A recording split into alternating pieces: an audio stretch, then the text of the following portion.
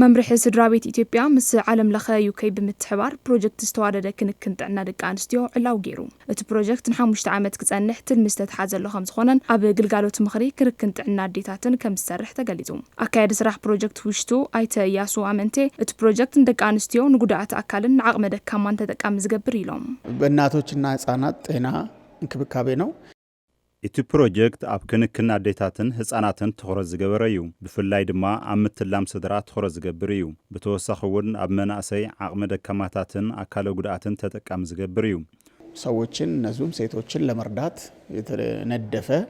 ፕሮግራም ነው ማለት ነው ፕሮጀክት ውሽጡ ኣብ 2030 ዓመተ ምህረት ሞት ኣዴታት ዜሮ ንምግባር ዝተተሓዘትን ምን ምዕዋት ሓጋዚ ክኾኑ እዩ ኢልና ንኣምን ዝበሉ ድማ ኣብ ሚኒስተር ጥዕና በዓል ሞያ ስነ ተዋድኦ ኣይተሞቱ ማበቀለ እዮም በሀገሪቱ ያስቀመጥናቸውን የ2030 ጽንዓታት መምርሒ ቤተሰብ ከም ዘመላኽትዎ 40 ሚእታዊ ሞት ኣዴታት ኣብ ምቕናስ ኣስተዋጽኦ ኣለዎም ስለዚ ድማ እቲ ሕዚ ዕላው ዝኾነ ፕሮጀክት ኣብ መላእ ኢትዮጵያ ኣብ 2030 ዓመተ ምህረት ሞት ኣዴታትን ህፃናትን ንምቕናስ ዝሓዝናዮ ዕላማ ንምዕዋት ሓጋዛይ ከም ዝኾን እምነትና እዩ የአፍላ ወጣቶችን ሞትን በዛ ይቀንሳል ኣብ ዕላውነት እቲ ፕሮጀክት ዝተረኸቡ ሓላፊ ቢሮ ጥዕና ትግራይ ዶክተር አማኑኤል ሃይለ እቲ ፕሮጀክት ዕውት ንምግባር ሕብረተሰብ በዝሒ ዝጥቀመሎም ማሕበራዊ ሚድያታትን ናይ ሃይማኖት ትካላትን አስተምህሮ መሃብ ወሳኒ ኢሎም ሶሻል ሚዲያ ፕላትፎርሞችን ቋሚ በሆነ መልኩ የጤና ቢሮዎች ወደዛ ሽፍት ማድረግ ካልቻሉ በአሁኑ ሰዓት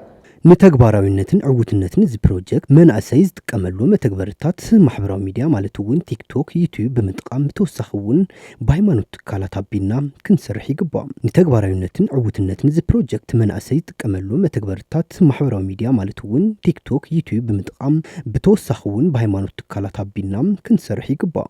ኢንፍሉዌንሻል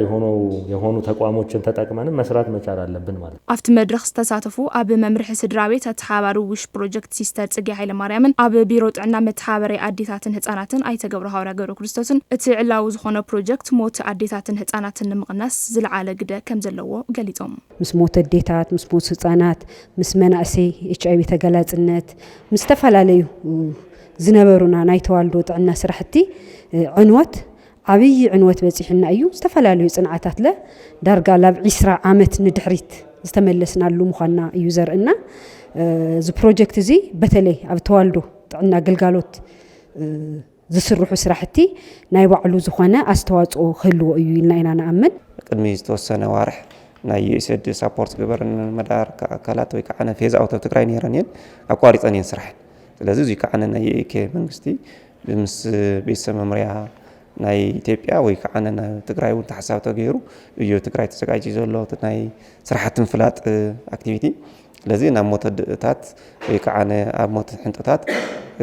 ለውጥ ከምጽኢልና ኢና ንሓስብ ማለት እዩ